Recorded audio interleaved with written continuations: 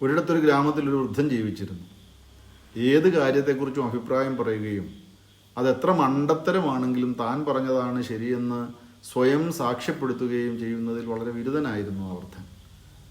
ആരെങ്കിലും ഒരു വ്യാപാരം തുടങ്ങിയാൽ, ഒരു കെട്ടിടം പണിതാൽ, ഒരു തൊഴിൽ ആരംഭിച്ചാൽ, കൃഷി ചെയ്താലൊക്കെ അതേപ്പറ്റി ഒന്നും അറിയില്ലെങ്കിലും ഇത് ഇയാൾക്കത്ര ശരിയാകുമായിരുന്നില്ല എന്ന് തോന്നുന്നില്ല എന്ന് ആരോടെങ്കിലുമൊക്കെ അദ്ദേഹം പറയും.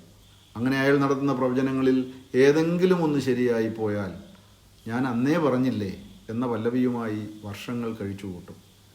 അങ്ങനെയിരിക്കെ ഒരു ദിവസം ആ ഗ്രാമത്തിലെ ഒരു യുവാവ് ഒരു കുതിരയെ വാങ്ങി.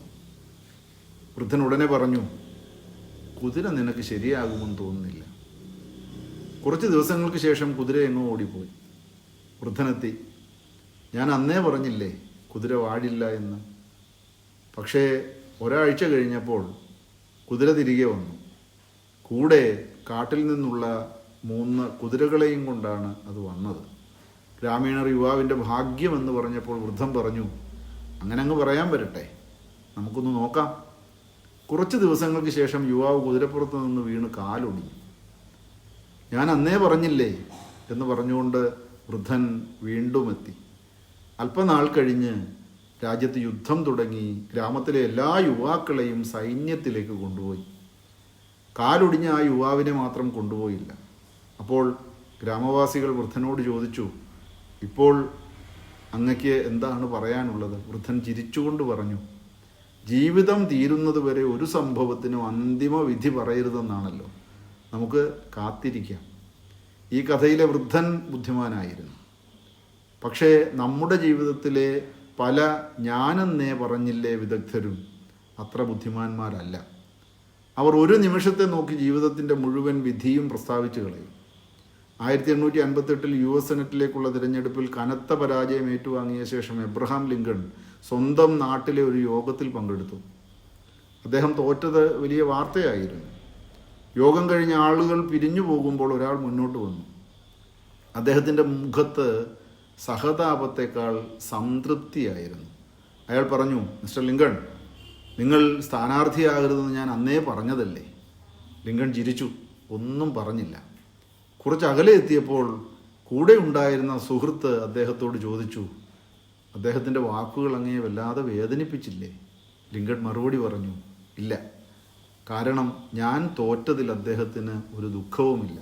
ഞാൻ തോറ്റപ്പോൾ താൻ പറഞ്ഞത് ശരിയായിരുന്നു എന്ന് തെളിയിക്കപ്പെട്ടതിൻ്റെ സന്തോഷത്തിലാണ് അദ്ദേഹം.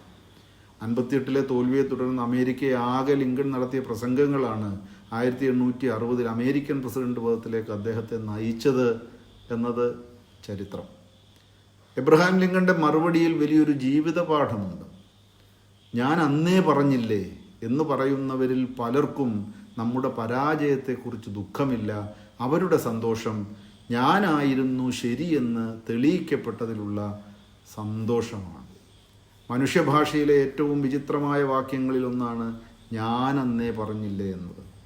ഈ വാക്ക് കേൾക്കുമ്പോൾ ചിലർക്ക് ചിരി വരും, ചിലർക്ക് ദേഷ്യം വരും, ചിലരുടെ മുറിവുകൾ വീണ്ടും വീണ്ടും തുറക്കപ്പെടും.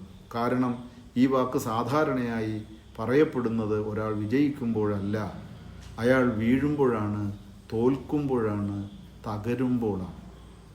അന്ന് അയാൾക്ക് കൈത്താങ്ങു വേണ്ട സമയമായിരിക്കും. പക്ഷെ ചിലർ കൈ നീട്ടുന്നതിന് പകരം നാവ് നീട്ടും. ഞാൻ അന്നേ പറഞ്ഞില്ലേ എന്ന വാക്ക് മിക്കപ്പോഴും അറിവിനെയല്ല, ഞാനെന്ന ഭാവത്തെയാണ് ധ്വനിപ്പിക്കുന്നത്. ഒരു മനുഷ്യൻ വീഴുമ്പോൾ അവന് 2 തരത്തിലുള്ള ആളുകളെ കാണാം. ഒരാൾ പറയും, ഞാൻ അന്നേ പറഞ്ഞില്ലേ എന്ന്. മറ്റൊരാൾ പറയും, സാരമില്ല, എഴുന്നേൽക്കാം, ഇനി വീഴാതെ നോക്കാം എന്ന്. ആദ്യത്തെയാൾ തൻ്റെ ബുദ്ധി തെളിയിക്കുന്നു, രണ്ടാമത്തെയാൾ തൻ്റെ മനുഷ്യത്വത്തെയും. ജീവിതത്തിൻ്റെ അവസാനം ആളുകൾ ഓർത്തിരിക്കുന്നത് പ്രവചന വിദഗ്ധനെ ആയിരിക്കില്ല, കൈത്താങ്ങായ ആളിനെ ആയിരിക്കും. നല്ല ദിവസം ആകട്ടെ.